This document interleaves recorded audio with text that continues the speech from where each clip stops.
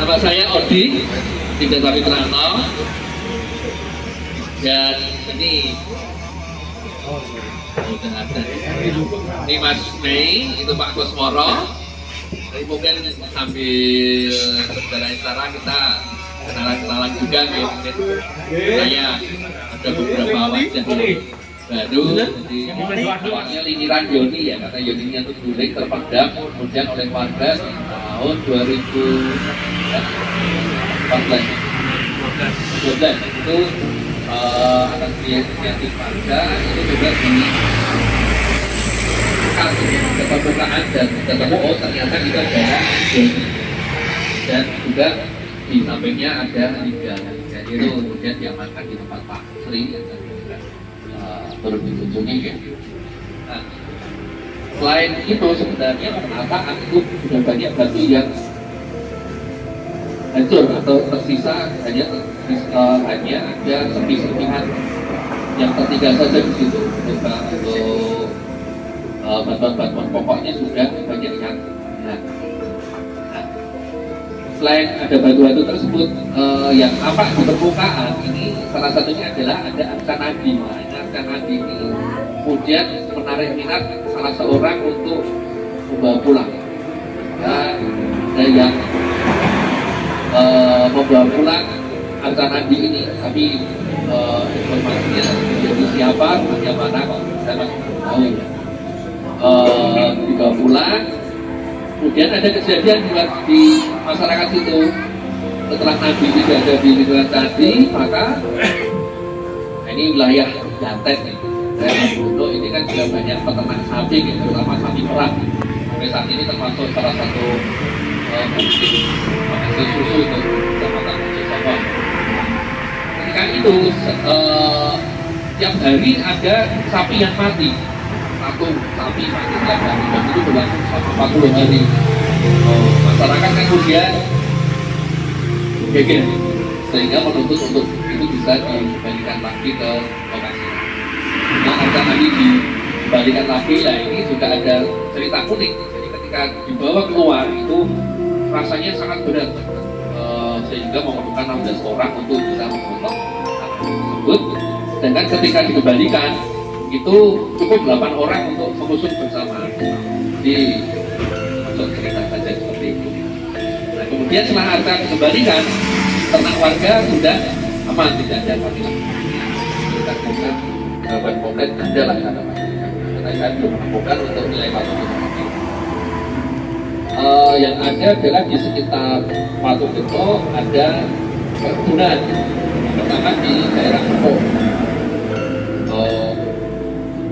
Dengan Karanggeneng, Karanggeneng itu kurang lebih 2 km di sisi utara, itu utamanya adalah perkebunan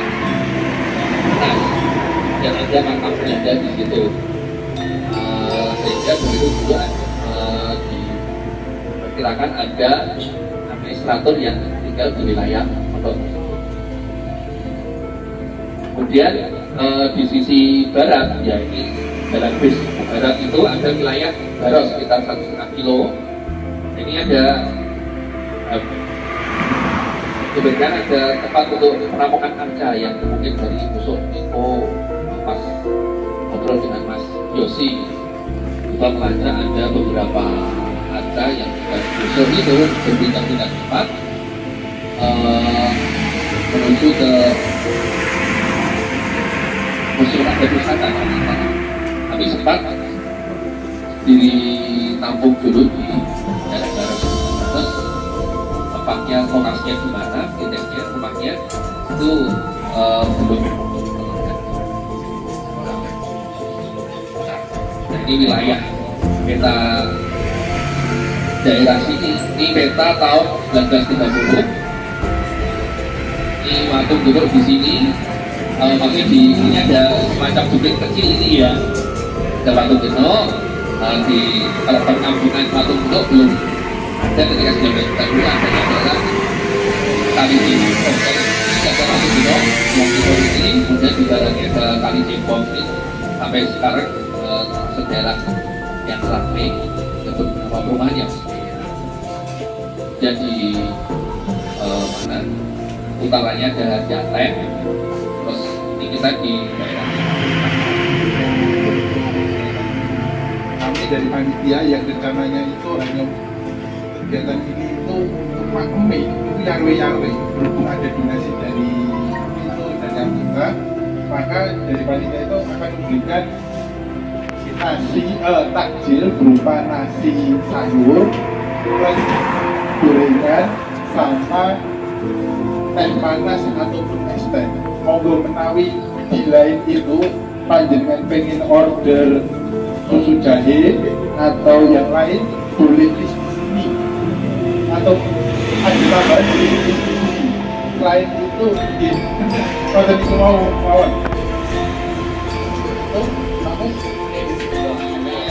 keberadaan Candi Watu Gendul ini mulai dari awal sampai akhirnya dari pemerintah Kabupaten Boyolali melalui Dinas Kebudayaan mengeksplorasi atau mengkaji sampai bentuk yang sekarang ini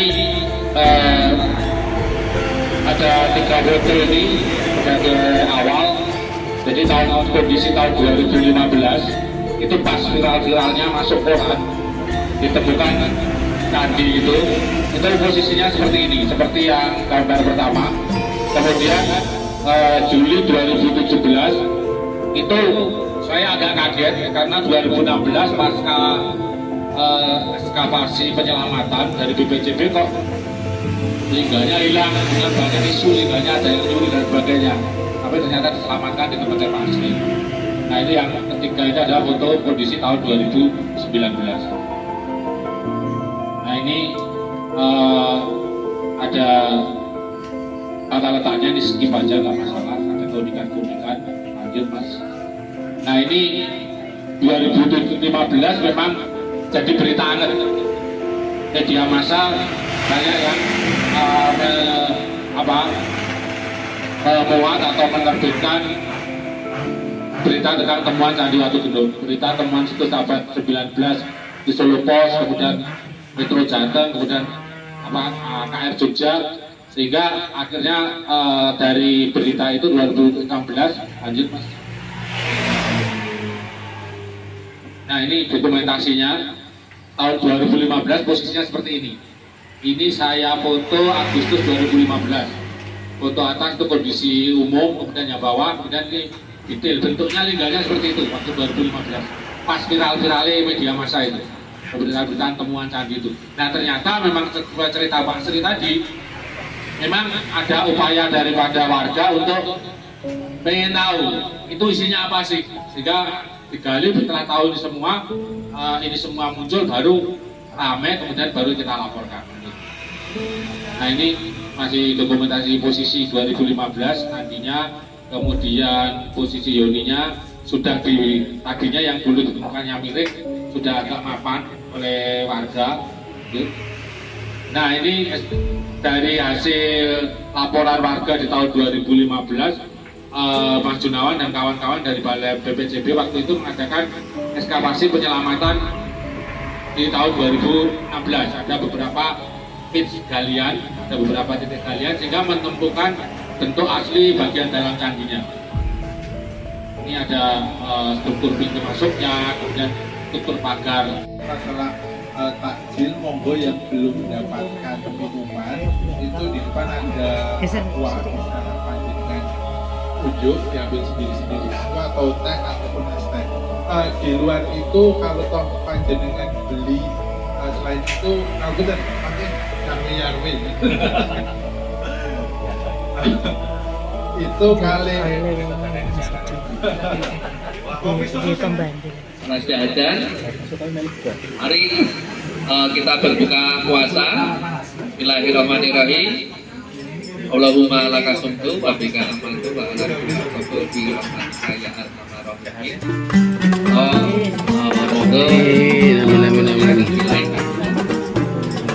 Alhamdulillah.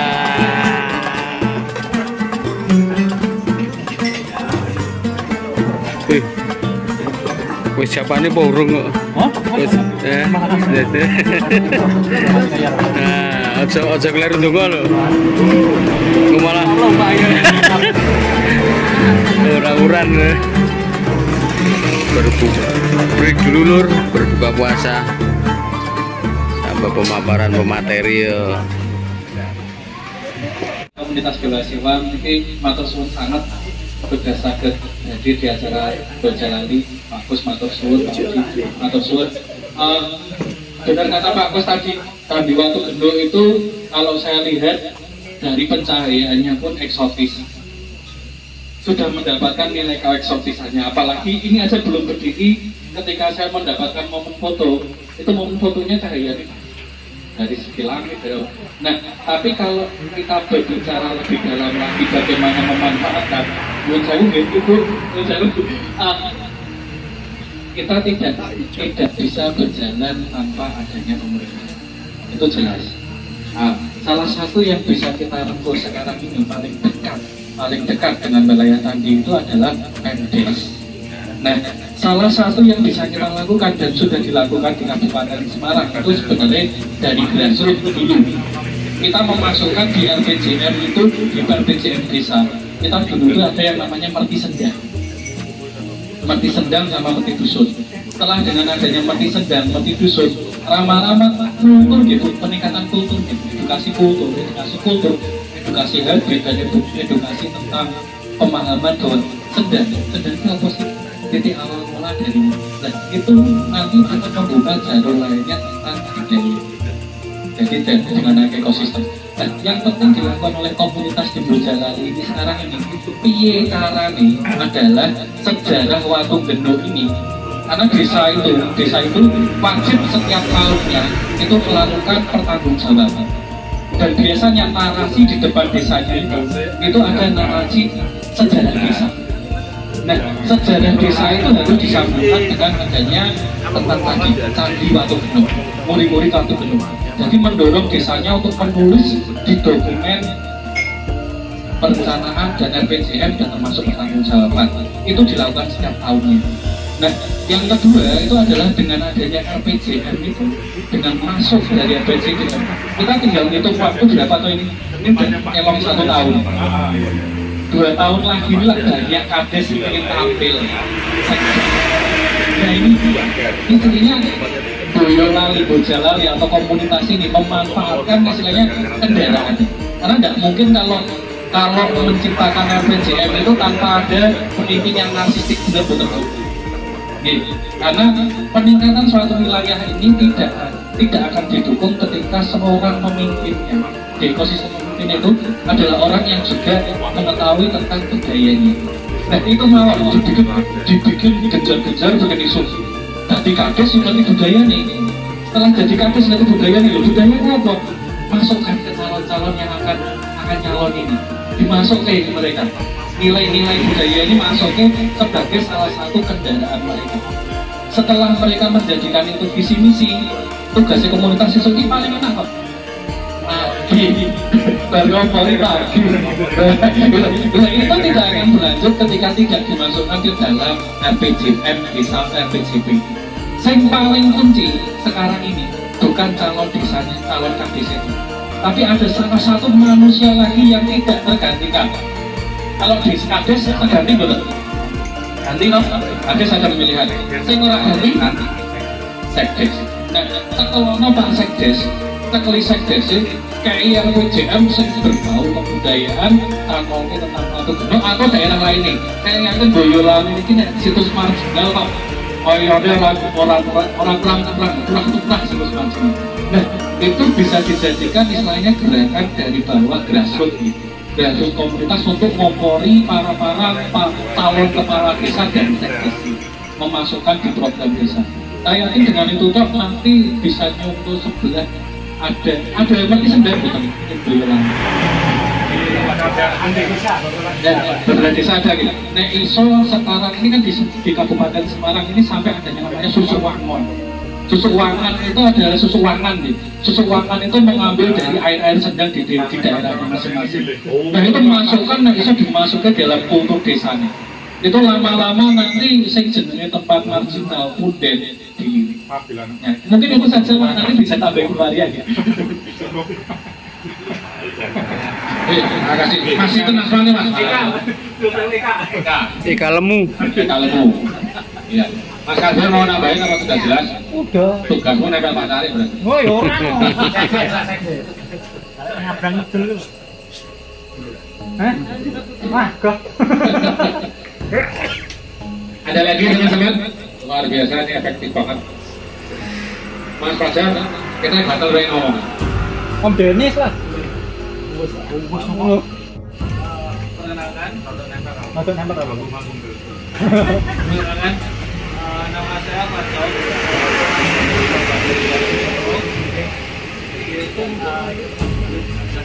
Jadi obrolan tadi yang memang saya telah tapi dari obrolan Bu Maria dan juga Mas Eka, Mas Denny juga informasi dan Pak Mus juga Mas Yu, ini sepertinya kalau kita ngomong konteks waktu sekarang dan besok ini sepertinya kita juga membuat satu strategi mana sih ke depan segmentasi ke generasi penerus itu bisa tersampaikan. Misalkan kalau sekarang kan masif gitu konten kreator yang mereka bikin dengan manifestasi di bentuk karya AI itu. Nah ini sepertinya bisa untuk memvisualkan kembali, jadi konteksnya mungkin ya Bojongali episode kedua gitu, itu reinterpretasi dan reimajinasi, kemudian eksekusinya dalam bentuk mungkin animasi gitu. Nah jadi itu untuk menstimulasi yang generasi anak-anak itu untuk kemudian tarik seperti movie-movie karena nantinya tanggung jawab itu kan bukan hanya ke komunitas namun juga generasi sekarang, generasi yang besok yang masih anak-anak itu, yang masih anak-anak sekolah itu.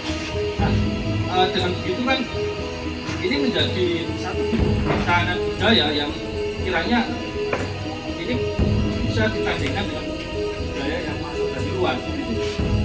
Jadi kalau Mas Yu dulu bilang itu sebenarnya kita itu terjebak dalam aktivitas onani katanya. Saya masih ingat itu waktu kita di Lawean itu. Nah, ini akhirnya memancing saya untuk berpikir dengan membaca peluang-peluang ini.